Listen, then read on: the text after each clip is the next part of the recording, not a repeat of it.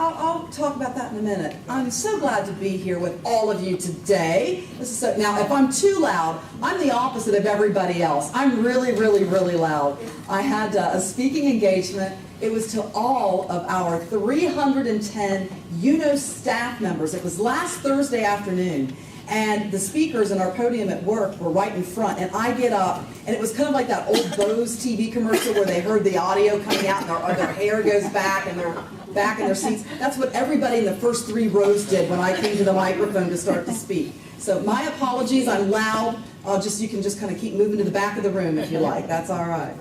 I'm going to talk a little bit about UNOS, and then allow us some time for questions. And, really, you all are truly probably more of an expert in this arena than I am in some respects, because this is something that you're living with day in and day out. And when things affect you so personally, you're out there seeking all the information that you can. And I'm just hoping today to bring a little bit more information to you and maybe point you with some additional resources as well. So my task today, what is UNOS doing to get you the perfect lung, or set of lungs, if you would? So I can tell you, we're working really hard. And it's not just me as the Public Relations and Marketing Director for UNOS, but we've got currently 310 team members that are based right here in Richmond, Virginia. And they are everything from information technology, to research, to communications, to quality folks that we have. We've got all kinds of folks, 310 that are working each and every day. And I kind of took a look at it and okay, really what are we doing to help each and every one of you get that perfect set of lungs that you so much need? And I really, at its very core, we're working on matching, because that's what we're doing 24 hours a day, 7 days a week. We're working on that matching to get that, and we're going to match you the perfect set. But in addition to that, we're also creating policy, all the rules that go along with that matching. And that just doesn't happen in a vacuum, and we'll talk a little bit more about what that policy making is about. And then really, a lot of folks don't realize, we're heavily involved in education and just letting people know the resources that we have. And to be honest, preparing and coming over here today, there were things that I didn't realize that we had available. So I'm learning each and every day of some of the educational resources that we have for those, especially those seeking a lung transplant. And then on top of that, we are really staying on top of the latest research. We're working with researchers. We collect a lot of the research. Once you go into our UNOS computer system, you become a part of our database, and some of the drugs I hear all of you talking about. That is also part of the overall profile with our recipients that go in. So we know what types of drugs folks were on when they came into the system, when they got the transplant, how that worked before and after the transplant. So we're keeping a lot of information on all of those drugs and other factors. So with all of that, those are the 4 areas, and we'll talk about each of those very briefly here this afternoon. And I also want to tell you and share with you some success stories as well. So let's talk about first that big overall picture. United Network for Organ Sharing, UNOS. We're real big into acronyms, UNOS. And we are a national nonprofit, and we are based in downtown Richmond. It takes 17 minutes from the parking garage to my office to drive there.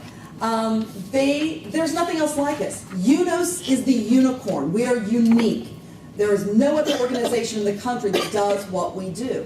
And what we do very succinctly is that we match life-saving organs from deceased donors to patients in need, patients like some of you here this morning, this afternoon, in need, on the national waiting list. And you have to be on the national waiting list.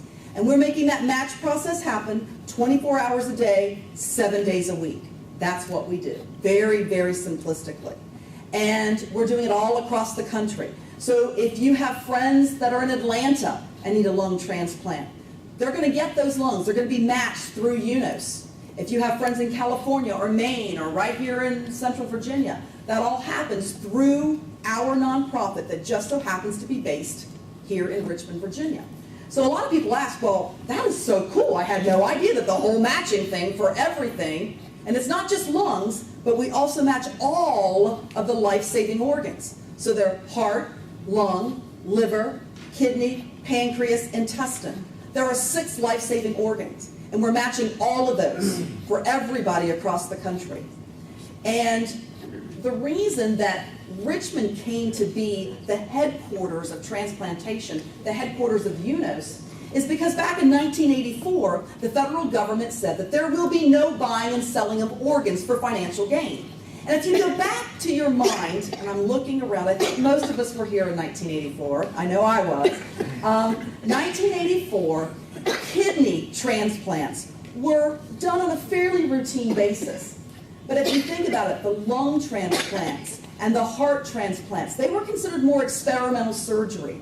We were in that arena. Doctors, transplant surgeons were making those transplants possible, but they really weren't becoming commonplace. But the federal government recognized in 1984 that the technology and the medical research is moving forward, and we need to put policies in place to cover this. And we know as a federal government that we don't want people to have gain for giving and donating their organs. We don't want families to sell off their loved ones for organs. And so we, as a country, said, you can't do that, it's illegal. But at the same time, we recognize that transplants are possible through deceased donation, and who or what that mechanism is to make it happen. And so the federal government said, look, we don't want to be in charge, but we're going to allow a nonprofit organization to be created and let them run this matching system. And up until 1984, all around the country, transplant centers that were in place were loosely knit groups all over the country.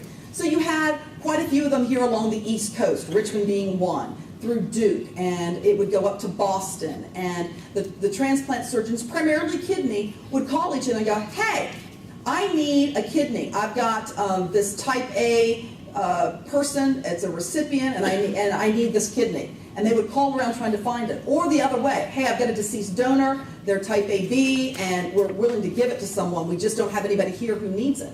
So there's this loose groupings of medical facilities. And most of them, if you think about it, again, the research, they were like VCU Medical Center, which back in that day was MCVH. They were medical colleges that did a lot of research and cutting-edge transplants and surgery.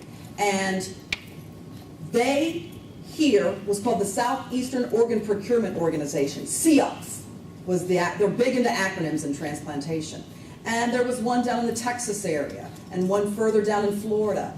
Well, in 1984, when the government said there's going to be one is going to run all of these, not these loosely knit groups all over. UNOS was founded, and it was founded through SEOP, which is the one that operated here in this area. It was the strongest. And so that's how UNOS became here and based in Richmond, how it was created in 1984, and that's the reason we're lucky to have it here. And if you think back, there's a huge history of transplantation here in our area. The transplant center at the center there that does transplants at VCU Medical Center is named the Hume Lee Transplant Center. And Hume and Lee, Dr. Hume and Dr. Lee, two pioneers in the transplant field. The first heart transplant in the entire world almost took place right here in Richmond, Virginia. As many of you know by your history, it actually did happen with Dr. Bernard in South Africa. He was training under Dr. Richard Lauer here in Richmond, Virginia. But because of how our government operates and the rules that were in place back then, they couldn't move as quickly. Some of the research had to be a little more slow. And so Dr. Bernard took what he had learned here and went back to South Africa, and that's how he was able to have the first heart transplant there. And we came just months later here in Richmond. So we have a huge history of transplantation. So that's how we're here. And that's what UNOS does, is that matching process. So we've given you kind of like the overall picture of what we do. And then matching. Let's talk about and this is the big picture, and then we'll get further into what lung allocation looks like, because it's a little different. And each of the organs is different. But on a big scheme, how we match that are basically 5 different criteria. And the first one is the criteria on your blood type and your tissue type. And many of you have had all those tests run, you know. But you've got to match on blood and tissue type, right? And then the sickest patients, and again, this is just kind of the big picture for all the organs. The sickest patients tend to go to the top of the waiting list, right? Another one is geographic location, where you're based, where the deceased donor is compared to where you are as a recipient needs to be. Younger patients take top priority, so anybody under the age of 18 takes top priority. And then, think what my fifth one is. I've lost it. I had the sickest patients. I'll hit it. I had a mind lapse there. But those are the primary ones that we've got for matching. And lung is similar, but it's a little different. As I asked somebody before I came over here, they said lung allocation is the trickiest by far by what we do. And I'll walk you through what that looks like. First, let's talk about some of the numbers. Currently, as we speak, 100, I just pulled these numbers, they are an hour old. I just pulled them off of our website. 124,088 patients right now are waiting on the national waiting list for a life-saving organ transplant. That's one of those 6 organs I talked about, all right? Specifically for lung is 1,639. 1,639 people in this country right now are waiting for a lung transplant. And why are they waiting? Because we, as a nonprofit, to match, we can't match what we don't have. We wish that we wish we didn't have a national waiting list. We wish that when someone needed it and you got sick and you needed a lung transplant, we just made it happen because we had that huge pool of donors, but we don't have it. And so because of that, we have this huge waiting list. And just to kind of give you an idea, numbers for a lot of people don't mean much, but I just pulled some numbers here today and I just thought it was amazing. So, let's see, when was the date? July 28th. July 28th of this summer, I was speaking to a group and I found my notes. How many people are on the national waiting list on that given day? Now today I told you it's 124,000, almost 124,100. We're real close. On that day, July 28th, 123,192. We have jumped almost 1,000 people in just a few months' time. That's how great the numbers are. When I started in this position 6 years ago, exactly 6 years ago, as the Public Relations and Marketing Director for UNOS, 99,000 people were on the national waiting list. And now we have 124,000. Well, I'm blonde and I can still do those numbers. That's 25,000 people in 6 years. That's a lot of people to add. And that is the challenge in front of us right now. And the numbers can be sobering. But as I say, let's talk about the numbers so we know what we're dealing with, so you know what's out there. Because each and every one of us here has a stake in this, right? And so it's about educating people what that looks like. And sometimes people just don't understand the numbers and don't understand how they can play a role. Well, we can educate them on that. So let's talk a little bit more about the numbers so we can do some of that education.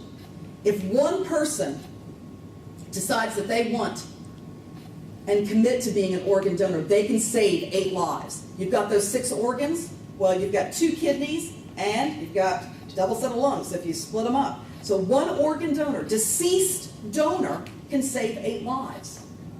Now, a lot of the reason for what we're talking about in these numbers is that what people don't understand is, and I know probably quite a few of you may have signed your driver's license to become a donor. You have that part on your driver's license. I've got one on my driver's license. But what that means is that only under certain circumstances can I become a donor. In that